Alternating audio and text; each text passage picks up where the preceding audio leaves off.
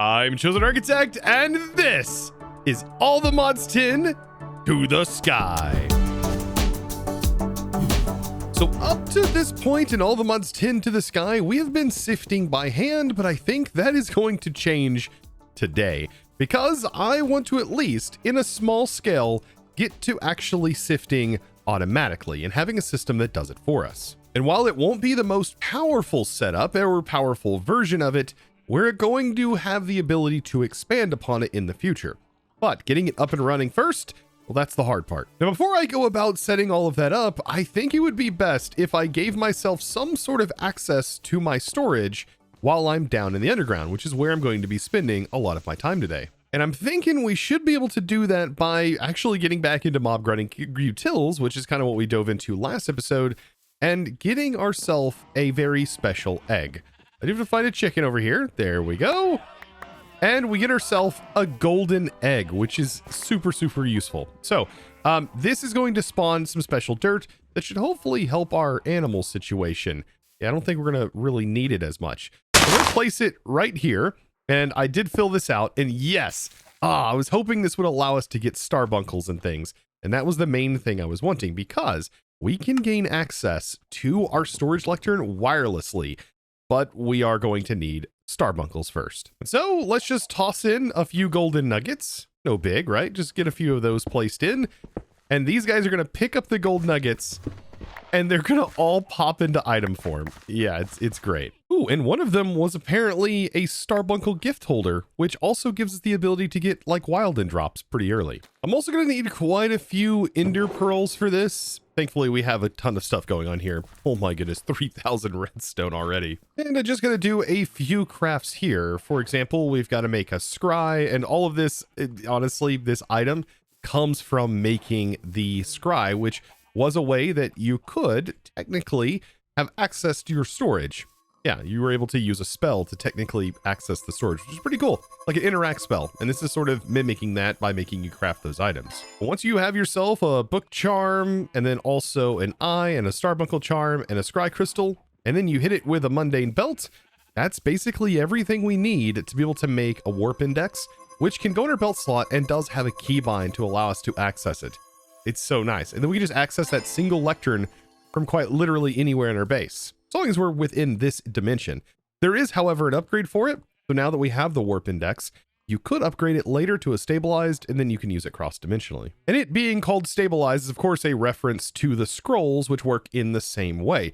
You have a regular warp scroll. It only works within the same dimension, but if you stabilize it, it will work cross-dimensionally. And if you don't know what warp scrolls are, well, they're a way to teleport through the world. So let's get started today. We shift right click to bind it to our storage lectern. And like I said, now we can access our storage all the way over here, anywhere within this world. And in the keybinds under warp index, I set it to Control E. So I can hit Control E, which is what I like to use for storage interfaces, to be able to access them. Now, with that out of the way, this is where things start to get a bit more complex. I've already gone through and sort of looked through what are the primary things that we actually need to be sifting and what we need to be sifting automatically.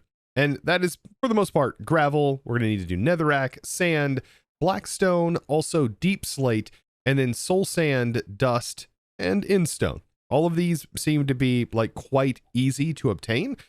Either it's coming from cobblestone or it's actually going to be coming from an extractor.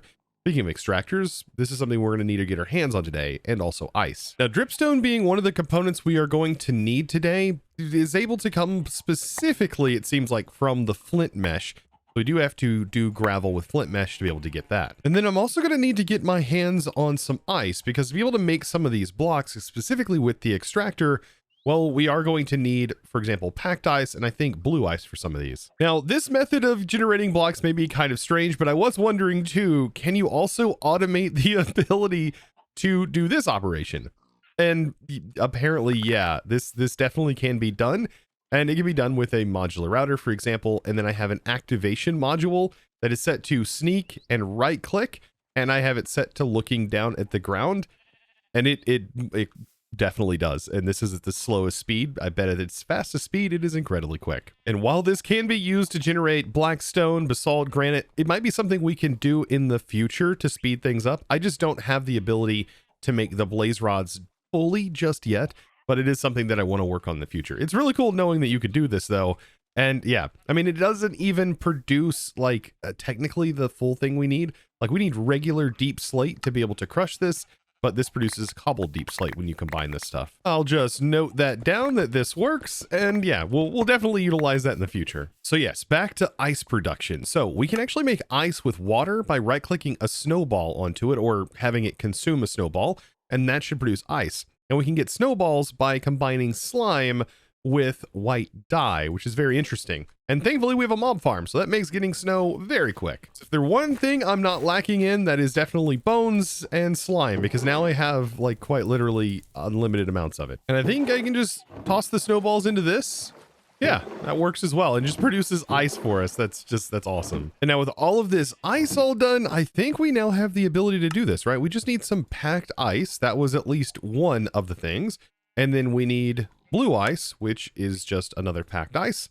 And I think those are the two things that are needed for at least two of these operations, right?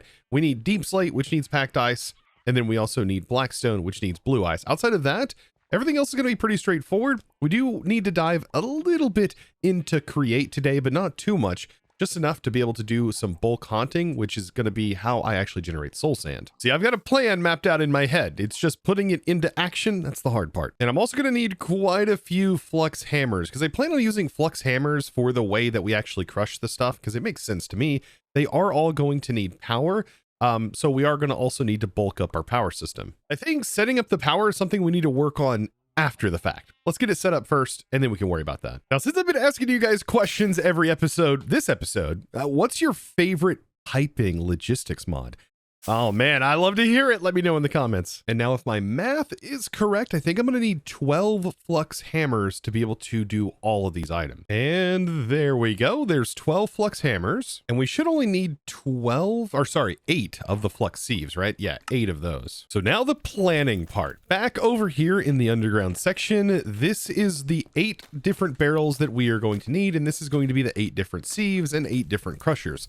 There's going to be a little bit of work that goes on behind the walls, and I think we have plenty of space, yeah, to kind of fit a lot of the resource generators behind the walls. But over here, this is going to be primarily dealing with cobblestone. So we are going to have gravel, sand, dust, and also soul sand is going to be in this operation because that also is generated from the cobble to make sand, right? And then everything else is going to be on the other wall that is going to involve the extractors, which is going to be over here. Now, the flux sieve and also the hammer have some interesting ways that you can manipulate the items, right?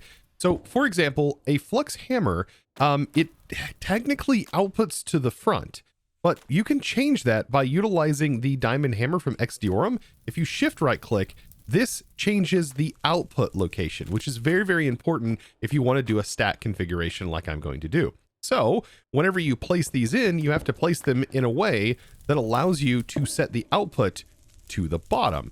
So just like that. For example, the sieve, by the way, automatically has an output that's on the bottom. So we would do the sieve that would be directly over the chest. That makes a lot of sense, right? And then next we would have like a hammer. Wait, right? If I can put that in correctly. So yes, we'll have the hammer on top, but I do have to go into the config on the hammer and set that to the bottom. So this will receive cobblestone from the top through a pipe, and then that will get crushed into gravel. That'll end up automatically getting put into the sieve, and then the sieve will automatically output into the barrel. This right here is very, very basic, but if you don't know about the hammer and being able to change its output location, you're going to get really frustrated with that flux hammer. So hopefully this helps. But I'm thinking about this in different ways. For example, next is going to be making sand, which is going to be technically 2 flux hammers, right? We're going to have a hammer that's going here and here because that's going to take cobblestone, turn it into gravel, then it's going to turn into sand. Sand's going to go into here, right? That's sort of the idea. And same for dust. We're going to basically do the exact same thing and continue stacking. Now, the next step is where things get a little bit wonky. So we are going to need to make a fan because, like I said, I want to be able to haunt. And to be able to do that, we don't need a lot of rotational speed. We can get it done with a simple water wheel. However, we do need the fan, which requires iron plates. And I think we can actually get away with using modern industrialization, technically, to be able to make the plates a whole lot easier. So I'm going to make myself a forge hammer and then take iron And let's see, can we just quickly make iron sheets? Yes, we can. Thank you very much. That's beautiful. And then we'll use this to make the fan. Now here's where things get a little bit cool. Okay, so I am going to be utilizing a functional storage drawer on top of this for the soul sand. And there's a couple of cool things we can do with the functional storage drawer, including sucking up items that are directly above it, like in their physical item form.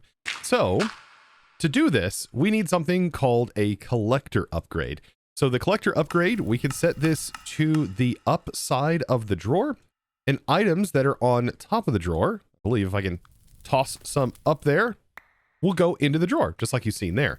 So we can use this to our advantage and lock this and actually use it as a filter for the soul sand. So that way we can have soul sand just immediately dropped out of something like the flux hammer. And the way we make it a filter is by putting soul sand in this drawer and making sure it stays locked. And you of course lock that with a configuration tool set in its base mode. And we are going to need a soul campfire. This is pretty easy to set up. And the soul campfire is going to have to kind of go back here. So we can have that go in the back, and then the fan can go behind this, which is then going to be blowing. And then we just need to simply get the fan rotating. Perfect. So down in the darkness, we can place our water wheel, and we just need to have the water flowing in a certain direction. Not sure if it's this way or the other way. We're going to find out, but we also need a gearbox to rotate the direction. And then we put that in there, and there we go. So that is blowing in the correct direction. So the items are going to land on here, and they're going to be converted. Once they're converted, this will automatically collect them, which is nice because then we can also use it to void, since having items go in world can cause some problems if you're on a server. Now, I'm unsure if having a trapdoor here is going to be a bad idea, but we do need a trapdoor on here, and we can use something like a chute from create to drop the product down, because this does or should treat this as an inventory. Let's see, missing inventory now just says out of energy. Yeah, so this should hopefully work. So I just want to test. I put the sand right here to make sure it can be converted. It got converted, and it also got picked up. That's exactly what we want to see. Then the last thing needed for this setup is the pusher upgrade, and we want to make sure this is pushing to the down, because we need it to push this into our sieve. Perfect. And this is another utility that goes in here. Nice. So this side just needs a cobblestone generator. We need to have the pipes piping all the cobblestone into it, and then just give it some power, and this side is good to go. Now time to work on the other side. Now the extractor for making the actual deep slate is quite simple. So we just need a magma block underneath here, and on the side we have packed ice. Above that, the deep slate, and then we just have packed ice and lava next to it. The extractor is going to start working. Now I wanted to format this in a way where we can kind of keep this lava sort of going. Right over here is going to be our next one. And this extractor is also going to need lava, right? So might as well have it right next to the same lava source. This one's pretty interesting as well. So the lava here, we have to have soul soil, which I just haunted with just regular dirt in the same setup we're using over here. And then blue ice. And then the black stone directly underneath. This is going to start producing black stone. And you can see this is going to kick on. That's exactly what we want to see. Beautiful. Okay, and there we go. And now the next one is going to be this recipe. So we need 2 lava sources and then gravel underneath. So what I'm thinking we can do is right here I have blue ice, and right here is going to be another setup. So I'm thinking we could probably have the lava right here and then a lava source right here, and then directly in the center here, the gravel. And I'm pretty sure it works in this orientation. It does kind of say that that should work. So let's just go ahead and give it a try. So we'll place this down, lava there, and lava here. And this should be happy. Yes, it looks like it is happy. And we put the barrel, and that should be netherrack. Beautiful. And then for in stone, we actually need a per block. I don't think it actually has to be a pillar per se. It just needs to be the per block. And then we have regular in stone, and that should produce infinite in stone. We get the per very simply by taking the pop course fruit that we've gotten, and then in stone. So just one of those, place that down, and in a similar fashion, I'm going to remove this for now. Per needs to go down here. Then we have the in stone, and then this should be happy. And even with the lava next to it, yes, it's still going to produce. And perfect. After I got the barrel placed in, now we have in stone. So all of those items are in. I also gave myself space so I can run a power cable to be able to power these. And then we also need to have the spot up top to be able to send the item. So we'll just use an item pipe. That's basically ready to go. Cobblestone generator should work really, really well over here. That should be more than fine. Let's go ahead and make sure we get the barrel put on here. Is this going to generate cobblestone? Does it have to be formatted like definitely left and right? Oh, I guess that is good to know. So I'll just put the water over here. Okay. Then we're generating cobblestone. Strange. Now I've gone and started placing in some of the cables. And if you're starting to place in cables and you're noticing some weirdness happening, like you're trying to place something and like this thing pops into view or like up arrows pop into view, well, you can disable that to make things easier to place. If you hit the comma key, that's going to toggle the reach around mod, which can be kind of a pain sometimes. But yeah, I mean, if you want to disable it, you can temporarily disable it right there. It's really good for certain things, but for this case, not so great. Now for generating some power. So I'm going to run a few crucibles, I think along the wall here. This should be more than fine. We can end right here. No big deal. Underneath all of those, we'll put our superheating elements. I mean, this is 8 of them, and then we're going to run our power over here. So I'm going to put a little cobblestone generator in the back, and back here is, yeah, this should be more than fine. We'll kind of hide it back here, and then I'll just be able to pipe the cobblestone over, and that will start producing lava, and then we can just run a pipe either through the back or the front. You know what? I might clear out the back side just to make it look a little bit cleaner. And yeah, the back is where we're going to run our fluid pipes. We got the cobblestone building up. All of that should get sent into here. We may have to put some upgrades on all of these. I'm sure we're going to have to get invested into some upgrades for the pipes mod. But as of right now, lava is being generated and we just need to get it into some generators. And then we've got to route our power around. Now I can still use the magmatic generator here, but hear me out, hear me out. So the magmatic generator, if we combine it, if we can get an 8 times magmatic generator, which is a single block that is the equivalent of 8 of these. I think we can do that. It does cost a diamond gear, however, but I mean, that shouldn't be too difficult. We have plenty of redstone. Oh yeah, look at that right there. Okay, so to make the diamond, we have enough diamonds. We're about to have plenty of diamonds, so it's worth the investment. And this is going to generate 1,280 FE per tick, and I don't know if that's going to be enough to carry all of this, but we're going to have to at least see, right? Give it a shot. And I really hope that it does. Now, let's see. Pipes. Did I run out of... I did run out of energy pipes. Okay, so let's just try and set it up right here for right now.